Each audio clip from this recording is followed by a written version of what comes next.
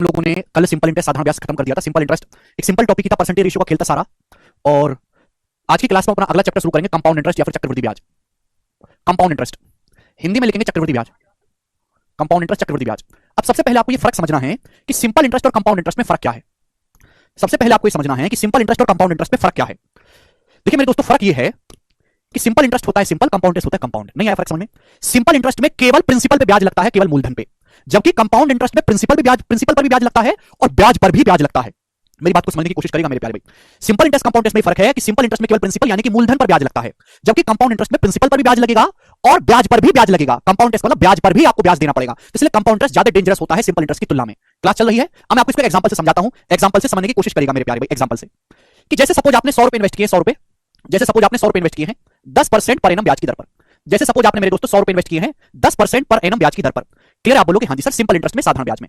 Clear है? जैसे suppose मेरे दोस्तों आपने 100 रुपए इन्वेस्ट किए हैं, है भाई 10% पर एनम ब्याज की दर है, तो आप मुझे बताओ कि आपको 4 साल में कितना ब्याज मिलेगा। 4 साल में, 4 साल में कितना ब्याज मिलेगा, मैं आपसे जानना चाहता हूं। 4 इयर्स में बताइएगा 4 साल में कितना ब्याज मिलेगा। एग्जांपल के लिए, अगर ब्याज की दर 10% पर एनम है, एक साल में 10% ब्याज है, तो 4 साल में कितना ब्याज होगा? 40। प्रिंसिपल 100 है, 100 का 40%, 40 ब्याज होगा, तो आपको 40 ब्याज मिलेगा। तो अमाउंट कितना हो जाएगा? मिश्रधन हो जाएगा 140। ये अमाउंट हो जाएगा। ये है सिंपल जिंदगी। ठीक है जी, क्लियर? आप बोलोगे हां जी सर। अब मैं आपको दिखाता हूं मेंटोस जिंदगी, ध्यान से समझिएगा। सीआई कंपाउंड इंटरेस्ट, मेंटोस जिंदगी, ध्यान से समझिएगा। क्लियर है? सिंपल इंटरेस्ट और कंपाउंड इंटरेस्ट में फर्क क्या है, ध्यान से। तो सिंपल कहानी थी, जैसे सपोज मैंने 100 रुपए इन्वेस्ट किया, 100 रुपए मेरे प्यारे, मैंने कितना रुपए इन्वेस्ट किया? 100 रुपए इन्वेस्ट किया। आप बोलोगे हां जी सर। कंपाउंड इंटरेस्ट में, compound interest is nothing but, compound interest कोई नई चीज नहीं है। Compound interest is nothing but successive percentage increase. Compound interest कोई नई चीज है ही नहीं। कंपाउंड इंटरेस्ट केवल सक्सेसिव परसेंटेज इंक्रीज है। एक संख्या यानी कि प्रिंसिपल को लगातार रेट प्रतिशत से बढ़ाते जाना है। मैंने आपको परसेंटेज में पढ़ाया ना, सक्सेसिव परसेंटेज चेंज, वही है। कंपाउंड इंटरेस्ट का मतलब है प्रिंसिपल को जो भी ब्याज की दर है उससे सक्सेसिवली बढ़ाते जाना, लगातार बढ़ाते जाना। कंपाउंड इंटरेस्ट का सिंपल सा मतलब है लगातार प्रतिशत बढ़ोतरी, successive percentage change. Compound interest जो होता है वो सक्सेसिव होता है, जबकि सिंपल इंटरेस्ट सिंपल होता है। जैसे एग्जांपल के लिए मेरे दोस्तों आपने 100 रुपए इन्वेस्ट किए मेरे दोस्तों, 100 रुपए, ब्याज की दर कितनी है? 10% पर एनम। तो आप मुझे बताओ एक साल बाद क्या होगा आपका? एक साल बाद अमाउंट क्या होगा मेरे प्यारे भाई? एक साल बाद अमाउंट क्या होगा? आप बोलोगे हां जी सर, आपने 100 रुपए इन्वेस्ट किए हैं, ब्याज की दर 10% है, तो एक साल में आपको 10 रुपए ब्याज मिलेगा। एक साल में 10 रुपए ब्याज मिलेगा, तो एक साल बाद आपका अमाउंट 110 रुपए हो जाएगा। 110 रुपए एक साल बाद जो है आपका अमाउंट सर 110 रुपए हो जाएगा। ये एक साल के बाद अमाउंट है, ये एक साल बाद अमाउंट है इवन। ये एक साल के बाद आपने 100 रुपए इन्वेस्ट किए, ब्याज की दर 10% है, तो एक साल बाद मेरे दोस्तों अमाउंट कितना हो जाएगा? 110 रुपए। ये हुई पहली साइकिल। आप गौर करोगे तो पहली साइकिल में फर्स्ट ईयर में सिंपल इंटरेस्ट पर कंपाउंड इंटरेस्ट में कोई फर्क नहीं होता। कंपाउंड इंटरेस्ट का मतलब है ब्याज पर भी ब्याज। अभी तक तो ब्याज खुद ही नहीं मिला, तो किस पे ब्याज लगाएंगे? तो फर्स्ट ईयर में, पहले साल में कंपाउंड इंटरेस्ट में और सिंपल इंटरेस्ट में कोई फर्क नहीं होता। आप बोलोगे हां जी सर, मैं आपकी बात को अच्छी तरीके से समझ गया। यानी कि आपने 100 रुपए इन्वेस्ट किए हैं, ब्याज की दर 10% पर एनम है, एक साल में 10 रुपए ब्याज लगेगा, ये एक साल बाद अमाउंट हो जाएगा 110 रुपए। ये एक साल बाद अमाउंट है A1, लेकिन ये अगले सेकंड ईयर के लिए प्रिंसिपल की तरह काम करेगा। ये सेकंड ईयर का प्रिंसिपल है। आप मेरी बात को समझे, बस यही फर्क है। यानी कि अब जो आपका ब्याज लगेगा वो 100 रुपए पर नहीं लगेगा, अब जो आपका ब्याज लगेगा वो 110 रुपए पर लगेगा मेरे प्यारे। अगर आपने 100 रुपए उधार लिए तो एक साल बाद आपका जो अमाउंट है 110 रुपए हो जाएगा, 10% ब्याज लग के। ये एक साल बाद अमाउंट है, लेकिन ये सेकंड ईयर के लिए प्रिंसिपल मूलधन की तरह काम करेगा। यानी कि 100 से कोई मतलब नहीं है। अब आपको इस 110 रुपए पर ब्याज देना है, 110 रुपए पर। ब्याज की दर कितनी है बच्चों? ब्याज की दर है 10%, तो 110 रुपए का 10% कितना होता है मेरे प्यारे? 11। यानी कि सेकंड ईयर में मेरे दोस्तों 11 रुपए आप पे ब्याज लगेगा, 11। तो अमाउंट कितना हो जाएगा? 121 रुपए आपका अमाउंट हो जाएगा, 121। आप बोलोगे हां जी सर, मैं आपकी बात को समझ गया। यानी कि ये सेकंड ईयर के एंड में अमाउंट है। ये क्या बच्चों? ये सेकंड ईयर के एंड में अमाउंट है। आप बोलोगे हां जी सर, बिल्कुल सही, ये सेकंड ईयर के एंड में अमाउंट है। ये सेकंड ईयर के एंड में अमाउंट है, यानी कि मेरे दोस्तों ये तीसरे साल के लिए प्रिंसिपल की तरह काम करेगा। ये थर्ड ईयर का प्रिंसिपल है, ये थर्ड ईयर का मूलधन है। आप बोलोगे हां जी सर, मैं आपकी बात को अच्छी तरीके से समझ पा रहा हूं। ये थर्ड ईयर का प्रिंसिपल है, यानी कि थर्ड ईयर के लिए ये मूलधन है। आप बोलोगे हां जी, कोई प्रॉब्लम इसमें नहीं है। ठीक है? यानी कि अब मुझे 100 110 से कोई मतलब नहीं है। अब जो आपका ब्याज लगेगा वो 121 रुपए पर लगेगा मेरे प्यारे भाई, 121 रुपए पर। तो तीसरे साल में जो ब्याज लगेगा वो 121 रुपए पर लगेगा। यानी कि जो आज अमाउंट है वो अगले साल के लिए प्रिंसिपल है, जो आज मिश्रधन है वो आगे के लिए मूलधन की तरह काम करेगा। यही तो होता है सक्सेसिव परसेंटेज इंक्रीज। यानी कि थर्ड ईयर में देखो ब्याज 10% ही लगेगा, लेकिन लगेगा किस पे? 121 रुपए पर। तो 121 रुपए का 10% कितना होता है? 12.1। तो थर्ड ईयर में 12.1 रुपए मेरे प्यारे भाई आपका ब्याज लगेगा, 12.1। आप बोलोगे हां जी सर, बिल्कुल सही। यानी कि अमाउंट कितना हो जाएगा जी? अमाउंट हो जाएगा 121 में 12.1 जोड़ेंगे 133.1 रुपए आपका अमाउंट हो जाएगा। ये थर्ड ईयर के एंड में अमाउंट है, ये तीसरे साल के एंड में मिश्रधन है। ये तीसरे साल के एंड में मिश्रधन है। आप बोलोगे हां जी सर, बिल्कुल सही। लेकिन मेरे दोस्तों फोर्थ ईयर के लिए प्रिंसिपल है, ये फोर्थ ईयर का प्रिंसिपल है, चौथे साल के लिए मूलधन की तरह काम करेगा। आप बोलोगे हां जी सर, बिल्कुल सही, कोई इसमें 1 रुपए की परेशानी नहीं है। यानी कि जो तीसरे साल के एंड में अमाउंट है वो चौथे साल के लिए प्रिंसिपल की तरह काम करेगा। यानी कि अब चौथे साल में इस 100 पे या 110 या 121 पे ब्याज नहीं लगेगा, चौथे साल में ब्याज आपको देना पड़ेगा 133.1 पर। तो 133.1 का ब्याज की दर 10% है, 10% ब्याज लगेगा। अब 133.1 का 10% कितना होता है? 13.31, 13.31 रुपए। यानी कि चौथे साल में 13.31 रुपए ब्याज लगेगा। आप बोलोगे हां जी सर, तो अमाउंट कितना होगा? 133.1 में 13.1 जोड़ेंगे तो 146.41 रुपए, 146.41 रुपीस। ये चौथे साल के एंड में अमाउंट हो जाएगा A4। क्लियर है? तो सभी को बात समझ में आई? यानी कि जो आज अमाउंट है वो आगे के टाइम पीरियड के लिए प्रिंसिपल यानी कि मूलधन है। आप बोलोगे हां जी सर, 100 रुपए आपने उधार लिया था, ब्याज की दर 10% है, एक साल बाद अमाउंट 110 हो जाएगा। तो ये एक साल के बाद अमाउंट है, ये अमाउंट आफ्टर 1 ईयर, ये एक साल के बाद अमाउंट है। लेकिन मेरे दोस्तों सेकंड ईयर के लिए प्रिंसिपल है। सेकंड ईयर में मेरे दोस्तों इस 110 पे ब्याज लगेगा, 110 का 10% 11, ये 121 से 2 साल बाद अमाउंट है, लेकिन ये तीसरे साल के लिए प्रिंसिपल है। यानी कि अब 121 रुपए पर ब्याज लगेगा। ठीक है जी, कितना ब्याज लगेगा मेरे प्यारे में? तो आप कहोगे सर 121 का 10% हमारे अकाउंट। अगर आप ध्यान से देखेंगे, अगर आप ध्यान से देखेंगे तो लॉजिकली अगर यहां पे ध्यान से देखेंगे तो आपने सेम लिया था, आपने 100 रुपए इन्वेस्ट किया सिंपल इंटरेस्ट में, 100 रुपए इन्वेस्ट किया कंपाउंड इंटरेस्ट में 4 साल के लिए। ये भी 4 साल के लिए पैसा इन्वेस्ट किया, ये भी 4 साल के लिए पैसा इन्वेस्ट किया है। सिंपल इंटरेस्ट में 4 साल में कितना ब्याज मिला है? 40% ब्याज मिला है। एक साल में 10% ब्याज, 4 साल में 40% ब्याज। जबकि कंपाउंड इंटरेस्ट में आप बताओ कितना ब्याज मिला कंपाउंड इंटरेस्ट में इन्वेस्ट करने से? आपने 100 रुपए इन्वेस्ट किया, 4 साल बाद अमाउंट 146.41 हो गया, तो 100 रुपए से कितना ज्यादा है? 46.41 रुपए ज्यादा। आपने 100 रुपए इन्वेस्ट किया था, 146.41 रुपए आपका अमाउंट हो गया, तो कितना एक्स्ट्रा है? 46.41 एक्स्ट्रा है 100 रुपए पर, ये आपका ब्याज है। तो 46.41% आपको कंपाउंड इंटरेस्ट मिला। समझ में आया? तो ये देखिए कंपाउंड इंटरेस्ट हमेशा ज्यादा होता है सिंपल इंटरेस्ट पे। पहली साइकिल में, फर्स्ट ईयर तक, पहली साइकिल तक सिंपल इंटरेस्ट और कंपाउंड इंटरेस्ट बराबर होता है। अगर आप गौर से देखोगे मेरे प्यार भी, गौर से देखोगे तो पता चलेगा कि फर्स्ट ईयर तक सिंपल इंटरेस्ट और कंपाउंड इंटरेस्ट में कोई फर्क नहीं है। उसके बाद ब्याज पर भी ब्याज लगना शुरू होता है और कंपाउंड इंटरेस्ट हमेशा लगातार बढ़ता जाता है। आप बोलोगे जी सर बिल्कुल सही, आपकी बात को अच्छी तरीके से पकड़ पाए हैं, इसमें एक ढेले का डाउट हमको नहीं है। तो क्या आपको कंपाउंड इंटरेस्ट और सिंपल इंटरेस्ट में फर्क समझ में आया? तो जो आज अमाउंट है वो अगले साल के लिए प्रिंसिपल होगा। तो कंपाउंड इंटरेस्ट का मतलब सक्सेसिव परसेंटेज इंक्रीज। अगर आप लॉजिक के अंदर घुस के देखोगे तो आप ये कह पाओगे सर 100 रुपए को 10%, 10%, 10%, 10% से लगातार बढ़ाया गया है। अगर आप मेरे दोस्तों आप ये देखिएगा 4 साल में आपको ब्याज कितना मिला? 4 साल में आपको 46.41% का कंपाउंड इंटरेस्ट मिला। पहले साल कितना ब्याज है? 10%। दूसरे साल कितना ब्याज है? 10%। सेकंड ईयर में कितना ब्याज है? 10%। थर्ड ईयर में, फोर्थ ईयर में कितना ब्याज है? 10%। तो 10%, 10%, 100 रुपए को 10%, 10%, 10%, 10% से 4 बार सक्सेसिव इंक्रीज किया गया है। 10 का 4 बार सक्सेसिव ही 46.41% होता है। निकाल के देख लो, चाहे निकाल के देख लो बच्चों। 10 और 10 का सक्सेसिव क्या होता है बच्चों? 10 और 10 का सक्सेसिव होता है 21%। फॉर्मूला बताया ना, एक्स और वाई का successive x plus y plus x y बटे 100। मैंने समझाया परसेंटेज में। 10 और 10 का सक्सेसिव 21%। 10 और 10 का सक्सेसिव 21%। सक्सेसिव कैसे भी कर लो 21%। 21 और 21 का सक्सेसिव क्या आएगा? 21 प्लस 21 प्लस 21 गुणा 21 बटे 100। 21 प्लस 21 42। 42 में 4.41 जोड़ेंगे तो 46.41 ही तो आया। तो जो आपको ब्याज मिला है 10 10 10 10 का 4 बार सक्सेसिव मिला है। अब बैंक कंपाउंड इंटरेस्ट देता है हरिशंकर, सिंपल इंटरेस्ट तो एग्जिस्ट ही नहीं करता, कंपाउंड इंटरेस्ट मिलता है बैंक में। ये सादर्श क्लियर है? आप बोलोगे हाँ जी सर बिल्कुल सही। हाँ जी पवन डाउट पूछिए। तो देखो मैंने अभी तक आपको 4 कांसेप्ट सिखाए। मैंने आपको बताया कि सिंपल इंटरेस्ट और कंपाउंड इंटरेस्ट में फर्क क्या है। सिंपल इंटरेस्ट में ब्याज केवल प्रिंसिपल मूलधन पे लगता है, जबकि कंपाउंड इंटरेस्ट में ब्याज प्रिंसिपल पे भी लगेगा और ब्याज पर भी ब्याज लगेगा। कंपाउंड इंटरेस्ट हमेशा सिंपल इंटरेस्ट से ज्यादा होता है।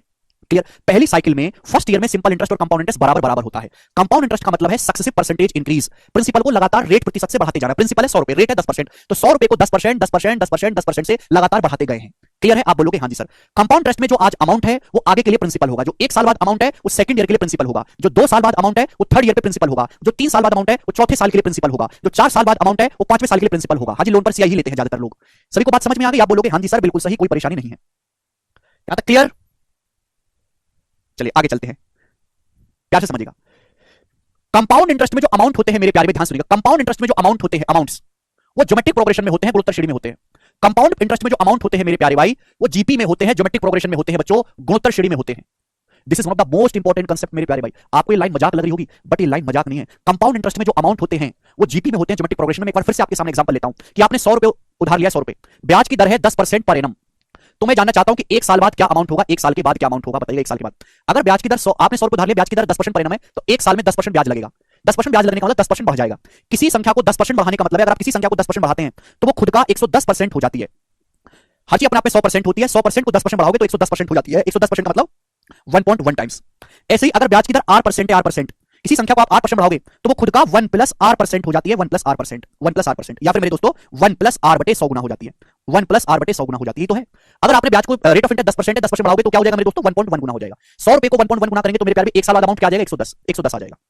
क्लियर? आप बोलोगे हाँ जी सर बिल्कुल सही। इसका मतलब मेरे प्यारे में मैं आपसे पूछूं अगले 1 साल बाद अमाउंट क्या होगा? तो 110 रुपए को फिर से 10% बढ़ाना। 1 साल बाद अमाउंट है, आगे के लिए प्रिंसिपल है। 10% बढ़ाने का मतलब मल्टीप्लाइंग फैक्टर आएगा 110% या फिर 1.1। 110 को 1.1 से गुणा करेंगे 121 आएगा। ये 2 साल बाद अमाउंट है। आप बोलोगे हाँ जी सर बिल्कुल सही, 2 साल बाद अमाउंट है। Yes sir no? आप बोलोगे जी सर बहुत बढ़िया, मजा आ गया। मेरे प्यारे भाई 1 साल, इसके बाद 1 साल में फिर से आपको 10% ब्याज लगेगा। मेरे पे 10% आपको ब्याज लगेगा, यानी कि 121 को 10% बढ़ाना है तो मल्टीप्लाइंग फैक्टर क्या आएगा? 1.1। 121 को 1.1 से गुणा करेंगे तो क्या आएगा? 133.1। ये तीसरे साल के एंड में अमाउंट है, थर्ड ईयर के एंड में अमाउंट है। प्रज्ञान कह रहे बेसिक, प्रज्ञान बेटा यही तो बेसिक है, और कौन सा बेसिक करूं हैं भाई? और कौन सा बेसिक समझाऊं यार? यही तो बेसिक है, लेकिन इसको समझने के लिए आपको परसेंटेज आना चाहिए। ये तीसरे साल के एंड में मिश्र धन है, चौथे साल के लिए प्रिंसिपल है। तो चौथे साल में मेरे दोस्तों इस पर आपको 10% ब्याज मिलेगा, यानी कि 133.1 पे 10% ब्याज लगेगा। 10% का मतलब 10% बढ़ाना, 133.1 को 10% बढ़ाएंगे मेरे प्यारे भाई, तो मल्टीप्लाइंग फैक्टर क्या आएगा मेरे प्यारे बच्चों? 1.1 आएगा मेरे प्यारे भाई। 133.1 को 1.1 से गुणा करेंगे तो 146.41 आएगा। 140.41। ये 4 साल के बाद अमाउंट है। तो आपको नहीं लग रहा कि जो आपके अमाउंट है मेरे प्यारे वो जीपी में है, ज्योमेट्रिक प्रोग्रेशन में है, गुणोत्तर श्रेणी में है मेरे प्यारे भाई? जवाब दीजिएगा।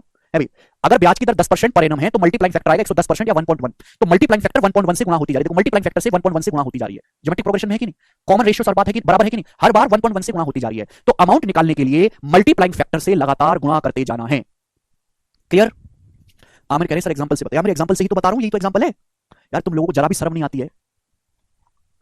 एक बार जाके परसेंटेज पढ़ लो दोबारा से, देख पा रहे हैं? अमाउंट निकालने के लिए आपको मल्टीप्लाइंग फैक्टर से लगातार गुणा करते जाना है। 1.1 1.1 मैंने एग्जांपल के लिए मैंने ब्याज की दर क्या मानी है 10%। 10% ब्याज की दर तो मल्टीप्लाइंग फैक्टर आएगा 110% 1.1, तो 1.1 से लगातार गुणा होती जा रही है। तो अमाउंट क्या है? जीपी में है, ज्योमेट्रिक प्रोग्रेशन में है। आप बोलोगे हां जी सर बिल्कुल सही, मैं आपकी बात को अच्छी तरीके से समझ रहा हूं। ध्यान से सुनेगा मेरे प्यारे, ध्यान से मैं आपको कंसेप्ट भी समझाऊंगा और उसके पीछे का कारण भी पता चलेगा। ध्यान से सुनेगा। देखिएगा, सपोज आपने एक बैंक में पी रुपए इन्वेस्ट करे, पी रुपए आपने एक बैंक में पी रुपए इन्वेस्ट करे, ब्याज की दर है 8% पर एनम, ब्याज की दर है 8% पर एनम। क्लियर है? 8% पर एनम ब्याज की दर का मतलब है कि प्रिंसिपल को 8% बढ़ाना है। किसी भी संख्या को अगर आप 8% बढ़ाओगे तो वो खुद का 1 + 8% हो जाएगी। मल्टीप्लाइंग फैक्टर क्या होता है? 1 + 8%। एग्जांपल के लिए अगर आप किसी संख्या को 20% बढ़ाते हैं 20%, तो वो क्या हो जाती है? 1 + 20% हो जाती है। 20% का मतलब होता है 1/5, 1 + 1/5 यानी कि 6/5 गुना हो जाती है। ये तो है। तो मैंने आपको सिखाया बेटा मल्टीप्लाइंग फैक्टर पढ़ के अगर आप किसी संख्या को 8% हां जी अपने आप में 1 होती है, 1 को 8% बढ़ाया तो 1 + 8% गुना हो जाएगी। आप बोलोगे हां जी सर। तो मेरे दोस्तों आपने पी रुपए इन्वेस्ट किए हैं किसी बैंक में, ब्याज की दर है 8% पर एनम, ब्याज की दर है 8% पर एनम। तो आप मुझे बताइए कि 1 साल बाद अमाउंट क्या होगा? 1 साल बाद अमाउंट क्या होगा? तो आप कहोगे सर प्रिंसिपल को, प्रिंसिपल तो है ही, 1 साल में 8% ब्याज है तो प्रिंसिपल का 8% बढ़ जाएगा। ब्याज की दर 8% है तो प्रिंसिपल का 8% बढ़ जाएगा। प्रिंसिपल कॉमन ब्रैकेट में क्या बचेगा? 1 + 8%। लेकिन 1 साल बाद जो अमाउंट है वो ये होगा। क्लियर? आप बोलोगे हां जी सर बिल्कुल सही, 1 साल बाद अमाउंट है। This is the amount after 1 year, 1 साल के बाद अमाउंट है। लेकिन ये सेकंड ईयर के लिए प्रिंसिपल है, ये 1 साल बाद अमाउंट है, ये सेकंड ईयर का प्रिंसिपल है, ये सेकंड ईयर का प्रिंसिपल है। ये जो लिखा हुआ है ये सेकंड ईयर का प्रिंसिपल है। अगले साल फिर से इस पे 8% ब्याज लगेगा। आप बोलोगे हां जी सर फिर से 8% ब्याज लगेगा। मेरे प्यारे भाई सेकंड ईयर का प्रिंसिपल है ये, प्रिंसिपल का 1 + 8%, इस सेकंड ईयर का प्रिंसिपल है। इसको फिर से 8% बढ़ाना है, इसको फिर से 8% बढ़ाना है, तो मल्टीप्लाइंग फैक्टर क्या आएगा? 1 + 8%। तो भैया ये 1 + 8% दो बार गुणा हो गया, तो ये हो गया 1 + 8% का होल स्क्वायर। आप बोलोगे हां जी सर, यानी कि पावर 2 हो जाएगा, मल्टीप्लाइंग फैक्टर की पावर 2। ये होता है मल्टीप्लाइंग फैक्टर, मैंने आपको समझाया है, पावर 2।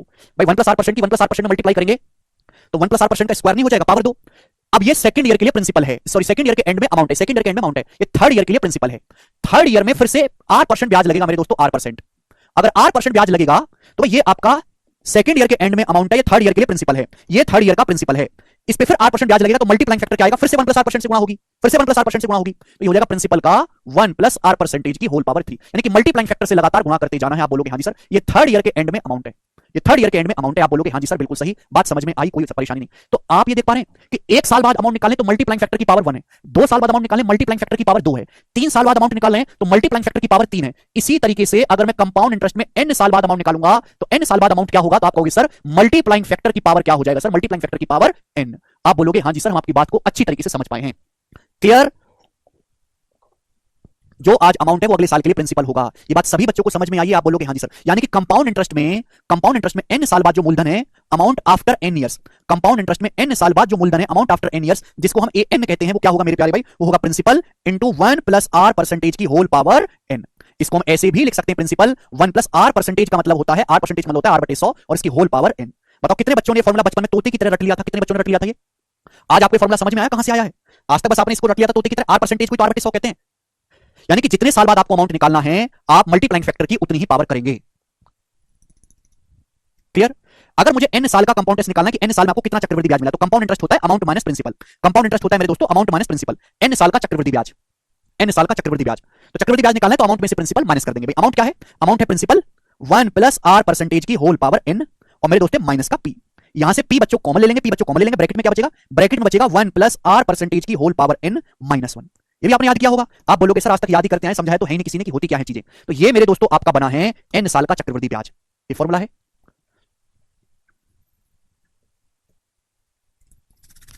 ठीक है जी। तो जितने भी बच्चे लेक्चर देख रहे हैं क्या उनको बात समझ में आई कि अमाउंट कंपाउंड इंटरेस्ट में जो अमाउंट होते हैं वो जीपी में होते हैं, ज्योमेट्रिक प्रोग्रेशन में, गुणोत्तर श्रेणी में, कि अमाउंट निकालने के लिए मल्टीप्लाइंग फैक्टर से लगातार गुणा करते जाना होता है। n साल बाद अमाउंट, जितने साल बाद अमाउंट निकालना है मल्टीप्लाइंग फैक्टर की उतनी ही पावर कर देते हैं।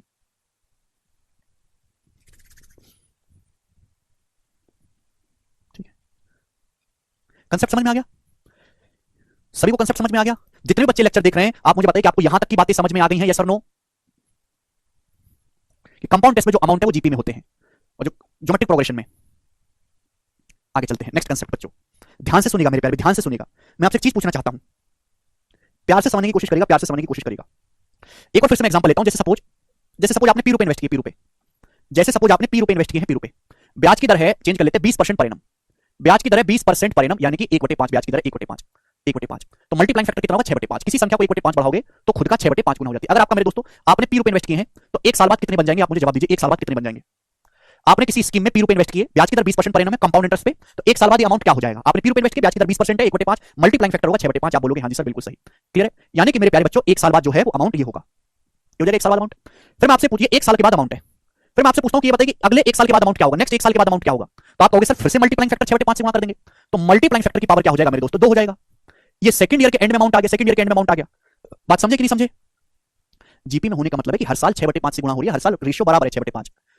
फिर अगले साल मेरे प्यारे भाई फिर अगले साल मेरे प्यारे भाई फिर से मल्टीप्लाइंग फैक्टर 6/5 से गुणा होगी, फिर से 6/5 से गुणा करोगे तो मल्टीप्लाइंग फैक्टर की पावर क्या हो जाएगा 3, 6/5 की पावर 3, यानी कि थर्ड ईयर के एंड में अमाउंट है, तीसरे साल के एंड में अमाउंट। और यही प्रोसेस मेरे दोस्तों चलता रहेगा। समझ में आया?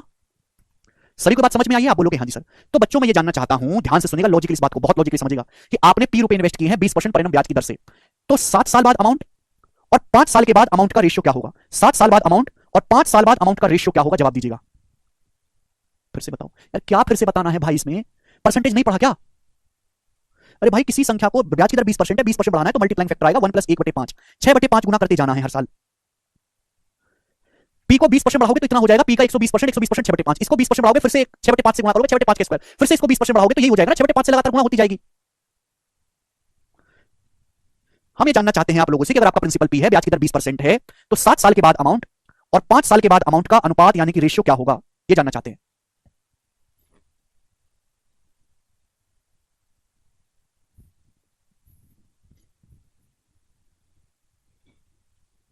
बताइए। तो आप कहोगे सर अगर प्रिंसिपल पी है, ब्याज की दर 20% है, 1/5 तो मल्टीप्लाइंग फैक्टर होगा 6/5, तो 7 साल बाद जो अमाउंट होगा वो ये होगा मल्टीप्लाइंग फैक्टर की पावर 7। ये 7 साल के बाद अमाउंट है, यही अमाउंट। मैं कहना चाहता हूं कि आपका प्रिंसिपल पी है, ब्याज की दर 20% है, तो 1/5 तो मल्टीप्लाइंग फैक्टर होगा 6/5, तो 5 साल बाद अमाउंट क्या होगा? मल्टीप्लाइंग फैक्टर की पावर 5। और मैं आपसे इनका रेशियो पूछना चाह रहा हूं, तो पी से पी कट जाएगा, आप बोलोगे हाँ जी सर। तो क्या बचा भाई? 6/5 की पावर 7 को 6/5 की पावर 5 से भाग करेंगे तो पावर क्या आएगा? 2। यानी कि मेरे दोस्तों मल्टीप्लाइंग फैक्टर की पावर कितना आया है? 2 आया है। मल्टीप्लाइंग फैक्टर की पावर कितना आया? 2। तो आप कंसेप्ट सीखे कि अगर मुझे अमाउंट का रेशियो भी निकालना, अमाउंट का रेशियो मतलब मल्टीप्लाइंग फैक्टर का रेशियो, अमाउंट मतलब मल्टीप्लाइंग फैक्टर का रेशियो, 7 साल बाद अमाउंट और 5 साल बाद अमाउंट, इनके बीच में गैप कितने का? इनके बीच में गैप है 2 साल का, तो रेशियो भी मल्टीप्लाइंग फैक्टर की पावर 2 होगा। अगर गैप 3 साल का है तो मल्टीप्लाइंग फैक्टर की पावर 3, गैप 4 साल का है मल्टीप्लाइंग फैक्टर की पावर 4, गैप 1 साल का है मल्टीप्लाइंग फैक्टर की पावर 1। यानी कि 7 साल बाद और 5 साल बाद जो अमाउंट का रेशियो होगा वो 6² 5² 36/25 होगा। आप बोलोगे हाँ जी सर, मैं आपकी बात को अच्छी तरीके से समझ गया। आपको ये सोचना चाहिए कि आपने पी रुपए इन्वेस्ट किए हैं, यही पी रुपए 5 साल के बाद मेरे दोस्तों आपका अमाउंट बनेंगे, जिसे हम कहेंगे अमाउंट आफ्टर 5 ईयर। 5 साल बाद जो अमाउंट है, जो अमाउंट 5 साल बाद है, वो आगे के लिए प्रिंसिपल है, वो आगे के लिए मूलधन है। यही 5 साल बाद जो ये 5 साल बाद अमाउंट है, लेकिन ये आगे के लिए मूलधन है। यही मूलधन अगले 2 साल में बढ़कर, यही मूलधन अगले 2 साल में बढ़कर अमाउंट बनता है 7 साल के बाद। यही जो 5 साल बाद अमाउंट है वो आगे के लिए प्रिंसिपल है। यही प्रिंसिपल 5 2 7 होता है, अगले 2 साल बाद बढ़कर 7 साल का अमाउंट बन जाएगा। 7 साल बाद अमाउंट, 1 साल का मल्टीप्लाइंग फैक्टर 6/5 है, तो 2 साल का मल्टीप्लाइंग फैक्टर 6/5 का स्क्वायर होगा। क्या आपको कंसेप्ट समझ में आ गया सभी लोगों को? ठीक है जी, एक बार देखो इसको रिवाइज करो।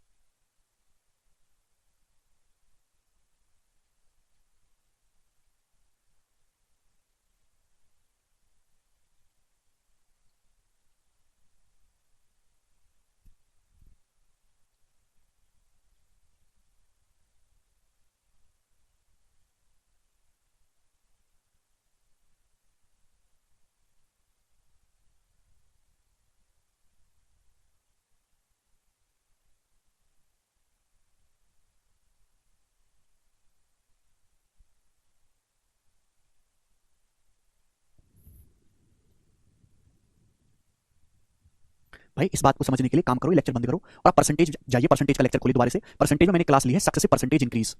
सक्सेसिव परसेंटेज इंक्रीज की क्लास को आप दोबारा जाके देखिएगा। जब तक आप सक्सेसिव परसेंटेज इंक्रीज नहीं पढ़ोगे आपको चीज नहीं क्लियर होगी। ये कुछ और नया तो मैं सिखा ही नहीं रहा, ये सारी चीज मैं पहले ही बता चुका हूं आपको। ये कंपाउंड इंटरेस्ट कुछ नई चीज है नहीं, केवल सक्सेसिव परसेंटेज इंक्रीज है। ठीक है, तो हम ये कहना चाहते हैं कि जो अमाउंट होते हैं, जो मिश्रधन होते हैं, वो जीपी में होते हैं, ज्योमेट्रिक प्रोग्रेशन में होते हैं। क्लियर है? आप बोलोगे हाँ जी सर बिल्कुल सही। अगला कंसेप्ट ध्यान सुनिएगा, जो पर्टिकुलर ईयर की सीआई है, पर्टिकुलर ईयर की सीआई, जो पर्टिकुलर ईयर की सीआई, पर्टिकुलर ईयर के जो सीआई हैं वो भी जीपी में होते हैं। ज्योमेट्रिक जीपी का मतलब है कि मल्टीप्लाइंग फैक्टर कॉमन रेशियो की तरह चलेगा, वो भी जीपी में होते हैं। जो पर्टिकुलर ईयर की सीआई हैं वो भी मेरे दोस्तों जीपी में होते हैं, ज्योमेट्रिक प्रोग्रेशन में होते हैं। आप बोलोगे हाँ जी सर बिल्कुल नहीं समझ में आया हमको, हम गधे हैं सर।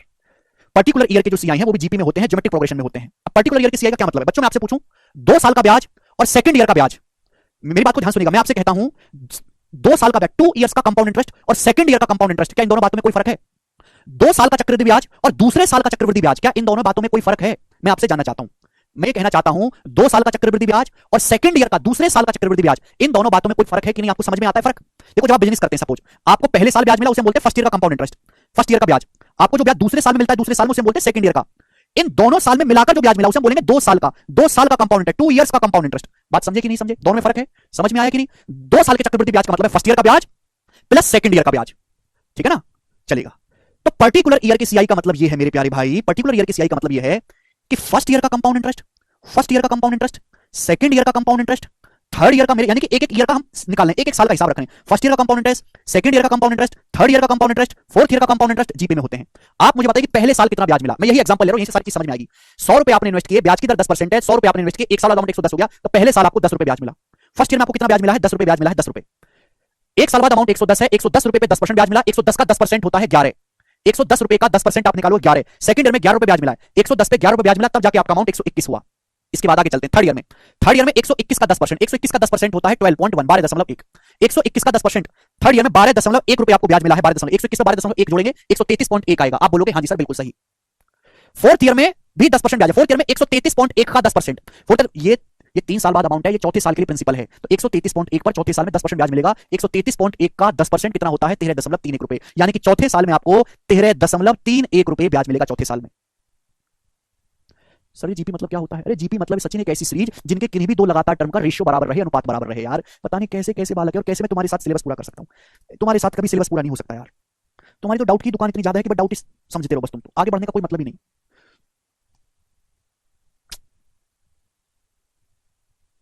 जो पर्टिकुलर ईयर के सीआई हैं, फर्स्ट ईयर के, सेकंड ईयर के, थर्ड ईयर के, फोर्थ ईयर के, वो ज्योमेट्रिक प्रोग्रेशन में होते हैं।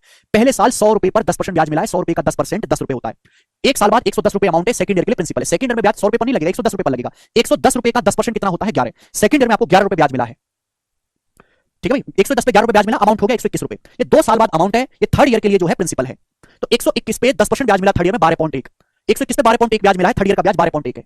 तो 121 पे 12.1 जोड़ेंगे, अमाउंट हो गया 133.1। अमाउंट क्या होता है? Principal plus simple interest.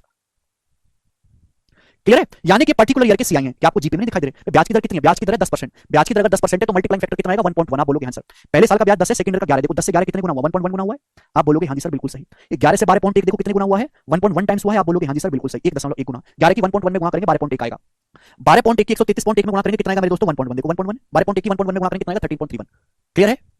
समझ में आया? आप बोलोगे हां जी सर। तो क्या बात क्लियर हुई कि कंपाउंड इंटरेस्ट में जो अमाउंट है, 1 साल बाद अमाउंट, 2 साल बाद अमाउंट, 3 साल बाद अमाउंट, 4 साल बाद अमाउंट, 5 साल बाद अमाउंट, वो भी ज्योमेट्रिक प्रोग्रेशन में होते हैं। कंपाउंड इंटरेस्ट में जो पर्टिकुलर ईयर के सीआई हैं, जो पर्टिकुलर ईयर के सीआई हैं मेरे प्यारे, जो पर्टिकुलर ईयर के सीआई हैं कंपाउंड इंटरेस्ट में, वो भी ज्योमेट्रिक प्रोग्रेशन में होते हैं। पहले साल का ब्याज 10 है, दूसरे साल का ब्याज 11 है, तीसरे साल का ब्याज 12.1 है, चौथे साल का ब्याज 13.31 रुपए है मेरे प्यारे भाई। देखो 1.1 गुना होता जा रहा है। आप बोलोगे हां जी सर बिल्कुल सही, ये भी जीपी में है, मल्टीप्लाइंग फैक्टर से लगातार गुना होती जा रही है। कनिसा यू आर ब्लॉक, आज के बाद तुम कभी कमेंट नहीं कर पाओगे।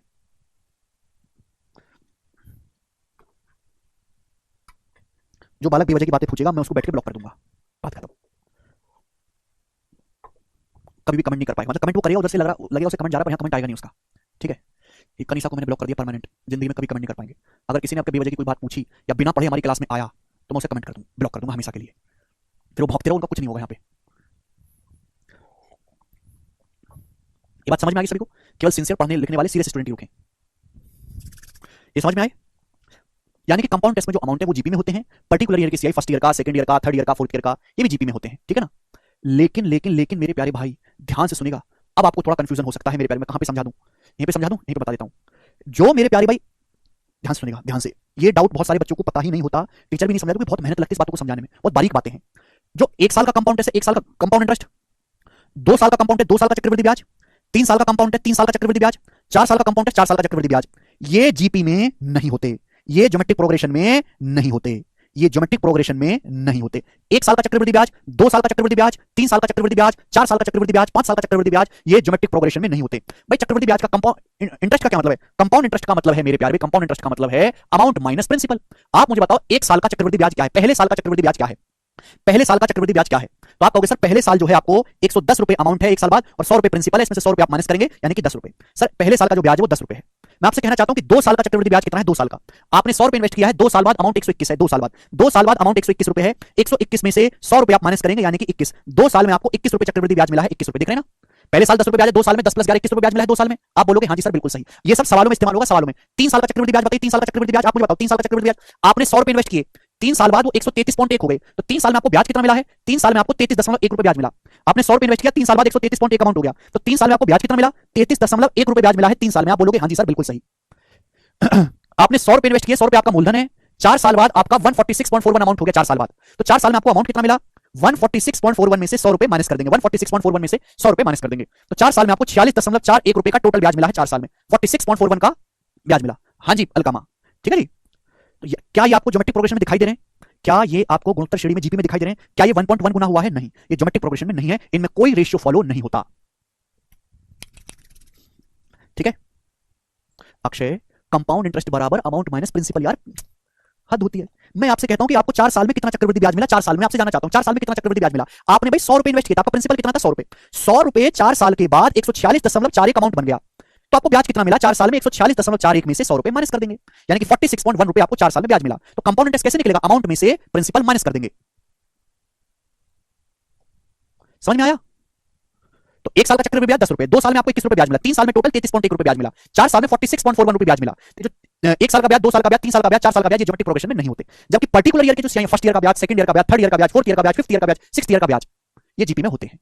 समझ में आया? मुझे लगता है कि आज की बातें आपको सारी समझ में आई हैं। मैंने आपको सबसे पहले समझाया कि कंपाउंड टेस्ट, सिंपल इंटरेस्ट में फर्क क्या है। कंपाउंड टेस्ट कोई नई चीज है ही नहीं। हाँ, कंपाउंड इंटरेस्ट मतलब सक्सेसिव परसेंटेज इंक्रीज होता है। कंपाउंड टेस्ट में प्रिंसिपल पर भी ब्याज मिलता है, ब्याज पर भी ब्याज मिलता है। ठीक है जी, चलेगा। उसके बाद मैंने समझा कि कंपाउंड टेस्ट में जो आज अमाउंट है वो आगे के लिए प्रिंसिपल होगा। क्लियर है? A3 का मतलब 3 साल के बाद अमाउंट, A1 मतलब 1 साल के बाद अमाउंट, A2 2 साल के बाद अमाउंट, A3 3 साल के बाद अमाउंट, A4 4 साल के बाद अमाउंट। अमाउंट जीपी में होते हैं। पर्टिकुलर ईयर के जो सीआई, फर्स्ट ईयर का, सेकंड ईयर का, थर्ड ईयर का, फोर्थ ईयर का, ये भी जीपी में होते हैं। लेकिन 1 साल का चक्रवृद्धि ब्याज, 2 साल का चक्रवृद्धि ब्याज, 3 साल का चक्रवृद्धि ब्याज, 4 साल का चक्रवृद्धि ब्याज जीपी में नहीं होते। तो अगर सवाल इस पे आ जाए ना, तो ये समझो कि आपकी लंका लग चुकी है। अमाउंट पे और पर्टिकुलर ईयर के सीआई का सवाल इजी होता है। ठीक है जी, ये बात सभी लोगों को समझ में आई है? चलो, तो आज मैंने आपको कांसेप्ट समझाया है, कल हम इस पे भी सवाल करेंगे। ठीक है दोस्त, चलो बाय।